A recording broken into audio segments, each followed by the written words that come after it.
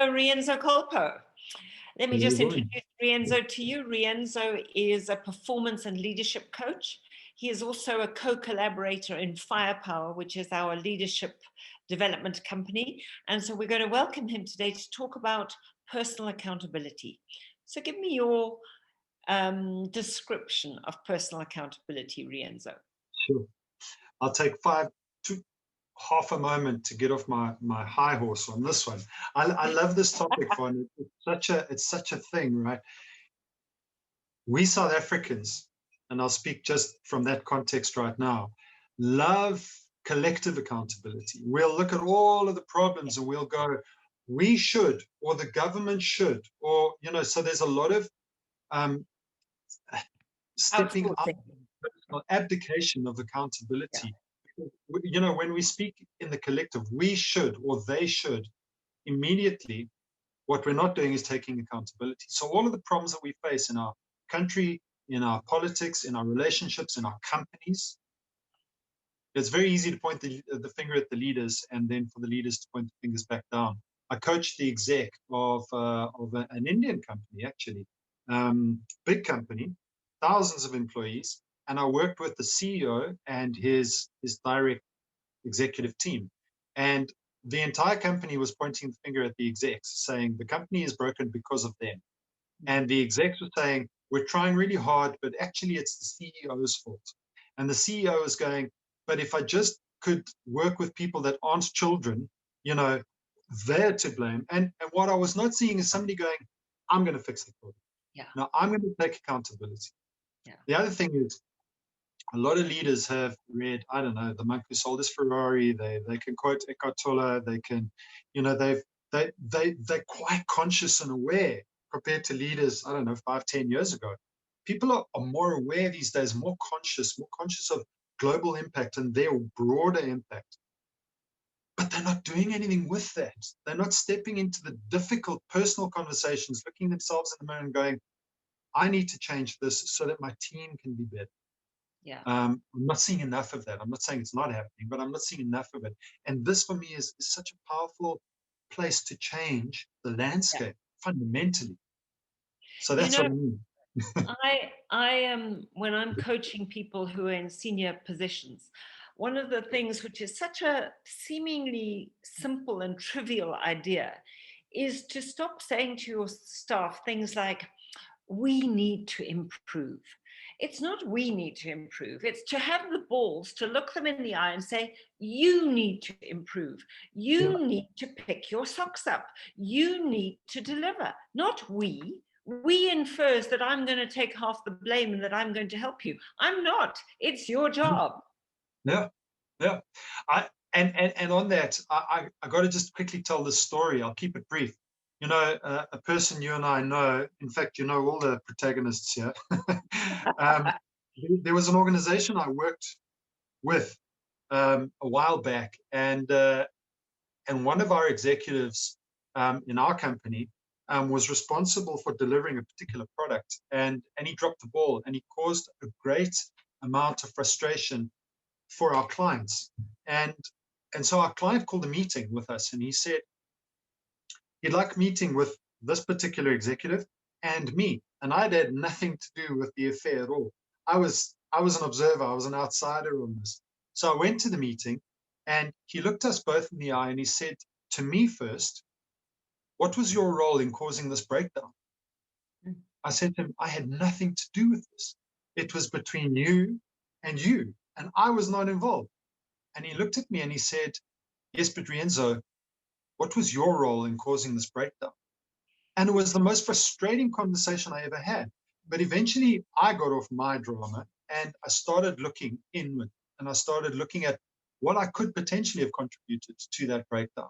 And I took responsibility, and I said to him, you know what, actually, I could have done this and this and this differently. Yeah. Now that I think about it. And that could have subverted the entire breakdown. It could have kept you as our client happy. Exactly. I'm a massive believer that almost every issue in business can be resolved, any issue ever actually, can be resolved through discussion and conversation.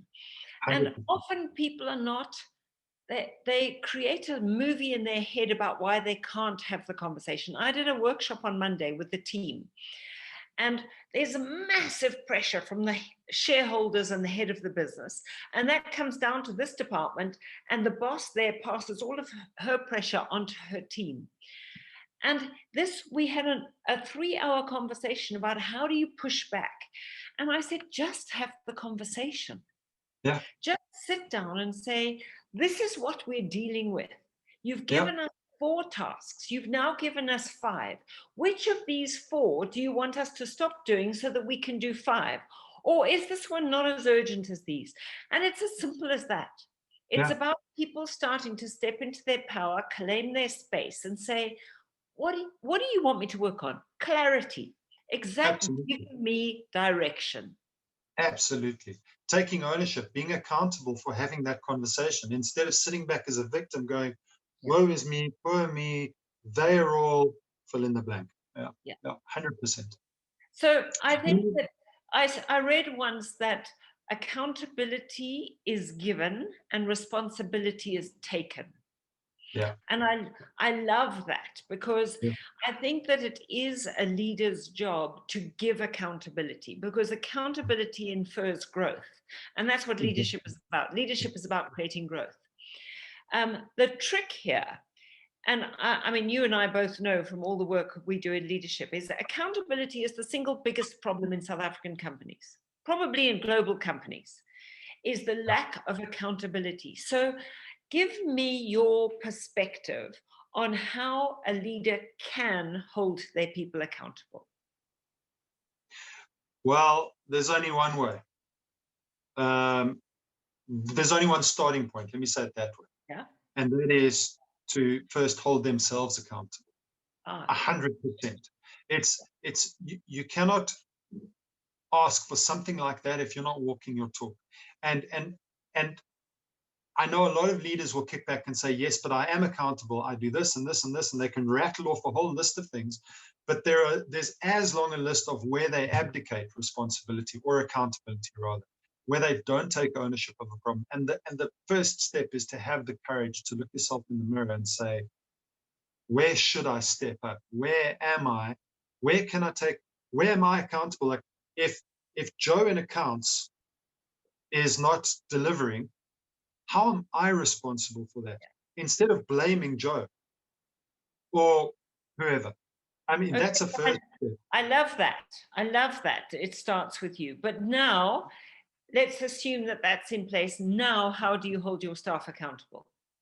And then it's exactly the example you had with that team you're working with. It's having the conversations. It's going to them and saying, this is what I require of you. And then it comes back to communication. It's being clear about expectations. It's being clear about boundaries. It's being clear about deliverables. It's making sure that people understand you. Now, that's the other side of communication. It's not just dumping stuff onto people, but it's making sure that they fully understand the expectations of them placed on them, and that they can meet them. Yes. So it's communication. And then once that's all clear, then say, right, the ball is in your court. I trust you. Go forward, make it happen.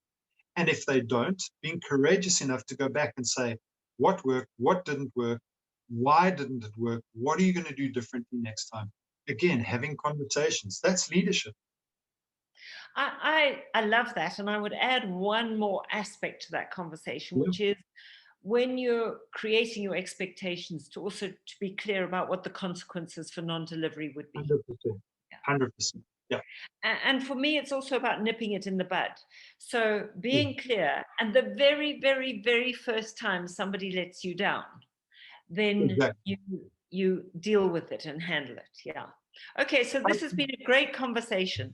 Is there anything you would like to add in terms of the benefits of holding people accountable?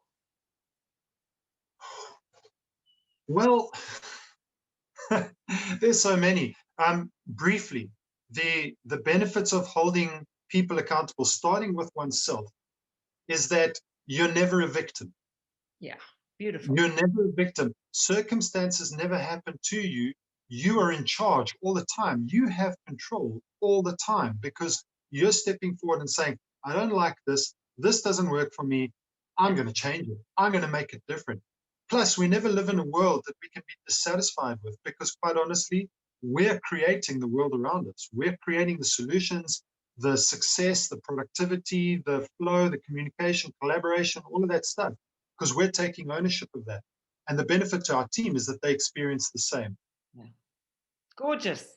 Thank you Yeah. so much for this, Rienzo. And we will send people onto the Firepower webpage to have a look at your inspired and aligned teams.